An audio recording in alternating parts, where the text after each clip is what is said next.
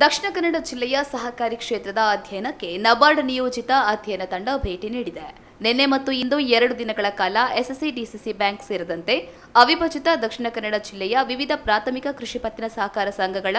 ಮತ್ತು ಸ್ವಸಹಾಯ ಸಂಘಗಳ ಕಾರ್ಯನಿರ್ವಹಣೆಯ ಬಗ್ಗೆ ಹಾಗೂ ವೈವಿಧ್ಯಮಯ ಸಹಕಾರಿ ಕ್ಷೇತ್ರವನ್ನು ಹೊಂದಿರುವ ದಕ್ಷಿಣ ಕನ್ನಡ ಜಿಲ್ಲೆಯ ಸಹಕಾರ ಸಂಘಗಳ ಆರ್ಥಿಕ ಸ್ಥಿತಿಗತಿ, ಸಹಕಾರ ಕ್ಷೇತ್ರದ ಹುಟ್ಟು ಬೆಳವಣಿಗೆ ಸಾಧನೆಗಳ ಬಗ್ಗೆ ನಬಾರ್ಡ್ ನಿಯೋಜಿತ ಅಧ್ಯಯನ ತಂಡವು ವಿಶೇಷ ಅಧ್ಯಯನ ನಡೆಸಲಿದೆ.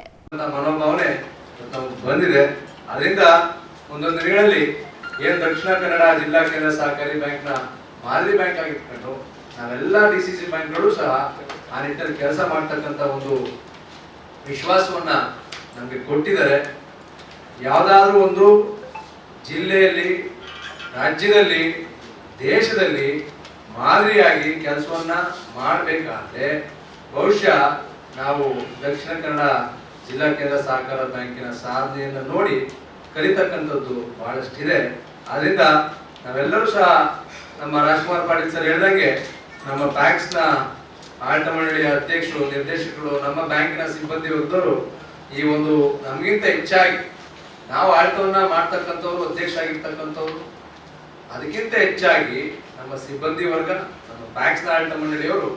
ಈ ಬ್ಯಾಂಕ್ಗೆ ಭೇಟಿಯನ್ನು ಕೊಟ್ಟರೆ ಬಹುಶಃ ನಮ್ಮ ಸಹಕಾರಿ ಚಳುವಳಿ ಇನ್ನೂ ಸಹ ಗಟ್ಟಿಯಾಗುತ್ತೆ. ಏಕ ತಂತ್ರಾಂಶದ ಒಂದು ಕಾಮನ್ ಸಾಫ್ಟ್ವೇರ್ ಅನ್ನು ಎಲ್ಲ ಪ್ರಾಥಮಿಕ ಪತ್ತಿನ ಸಂಘಗಳಿಗೆ ನಿಯೋಜಿಸಿ ಅದರ ಮೂಲಕ ಅದನ್ನ ಲಿಂಕ್ ಅನ್ನು CBS ಬ್ಯಾಂಕಿನ CBS ಸಾಫ್ಟ್ವೇರ್ಗೆ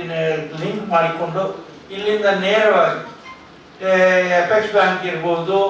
RCS ನಮ್ಮ ನಿಬಂಧಕರಿರ್ಬೋದು, ಇಲಾಖೆಯ ನಿಬಂಧಕರು ಅವರಿಗಿರ್ಬೋದು, ನಬಾರ್ಡಿಗಿರ್ಬೋದು, ನೇರವಾದಂಥ ಬೇಕಾದಂಥ ಮಾಹಿತಿ ಪಡೆಯುವಂಥ ವ್ಯವಸ್ಥೆಯನ್ನು ಸಹ ನಾವು ಮಾಡಲಿಕ್ಕೆ ಬದ್ಧರಿದ್ದೇವೆ ಅನ್ನೋಂಥದ್ದನ್ನು ಹೇಳ್ಕೊಂಡು